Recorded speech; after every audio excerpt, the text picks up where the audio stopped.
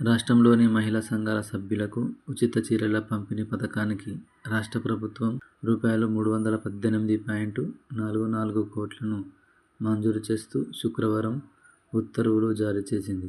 ఒక్కో సభ్యురాలికి ఏడాదికి 2 చీరల పంపిణీ కోసం ప్రభుత్వం ఈ పథకాన్ని ప్రకటించింది. చీరల తయారీకి రూ.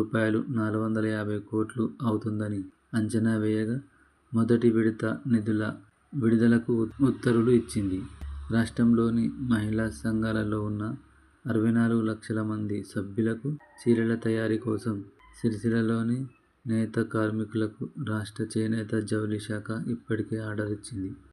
తెలంగాణ వ్యాప్తంగా కొత్తగా 157 ప్రభుత్వ పాఠశాలలను ఏర్పాటు చేస్తూ పాఠశాల విద్యాశాఖ సంచాలకుడు నవీన్ నికోలస్ శుక్రవారం ఉత్తర్వులు జారీ చేశారు. ఇటీవల ప్రభుత్వం 212 గ్రామీణ ఆవాసాలు, 359 పట్టణ కాలనీలు, వార్డులలో మొత్తం 571 పాఠశాలలను నెలకొల్పుతామని ప్రకటించిన సంగతి తెలిసిందే.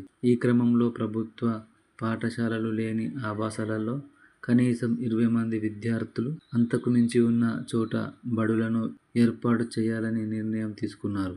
ఆ ప్రకారం గ్రామీణ ప్రాంతాలలో 63, పట్టణ నగర ప్రాంతాలలో 94 పాఠశాలలను వెంటనే ఏర్పాటు చేయాలని డీఈఓలను ఆదేశిస్తూ ఉత్తర్వులు జారీ చేశారు. అందుకు అవసరమైన ఫర్నిచర్, విద్యా సామగ్రి తదితర వాటికి బడ్జెట్ను ఆయా కలెక్టర్ల ద్వారా పాఠశాల విద్యాశాఖ సమకూర్చనుంది.